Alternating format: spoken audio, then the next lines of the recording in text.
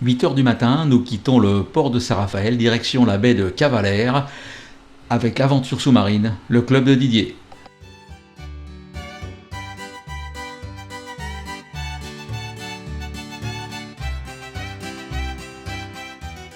Une demi-heure plus tard, nous passons au large de Saint-Tropez.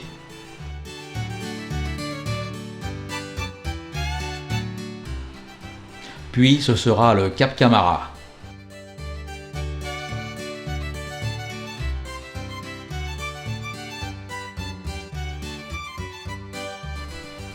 Au bout d'une heure de route, nous doublons le Cap Taïa. Il est temps de se préparer car juste après le Cap Lardier, c'est la baie de Cavalère. Signalé par une bouée à la surface, il suffit de suivre le bout pour arriver sur l'épave du Togo.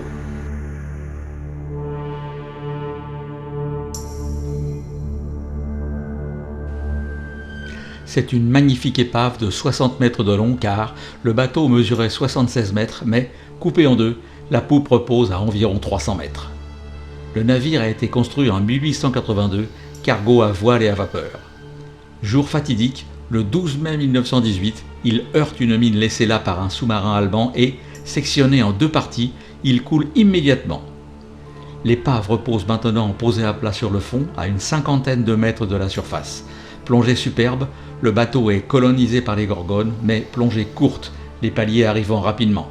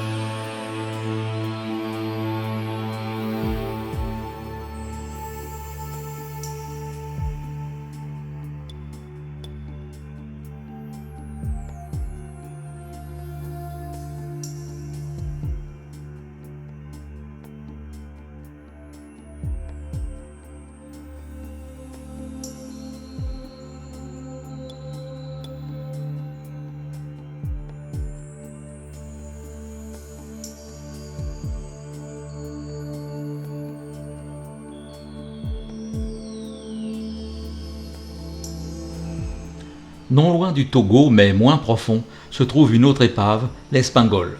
C'est un contre-torpilleur long de 56 mètres, construit en 1900. Effectuant des manœuvres le 4 février 1903, il heurte le récif de Taïa et s'échoue. Allégé, il se dégage mais, mis en remorque, il coulera 1 km plus loin. Son squelette de métal géant est maintenant un refuge pour de nombreux mérous.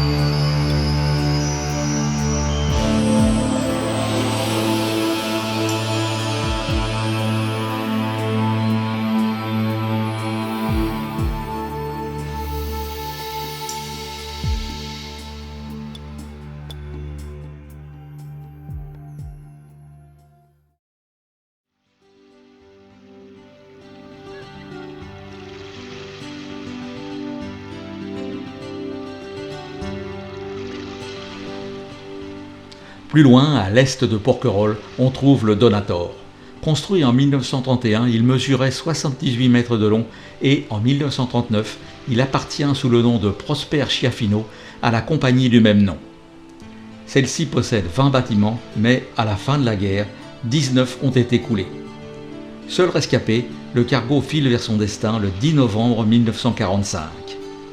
Le Mistral souffle fort autour de Porquerolles et, à 13h10, par une mer démontée, une formidable explosion retentit. Une mine a eu raison du bateau et de la compagnie Schiaffino.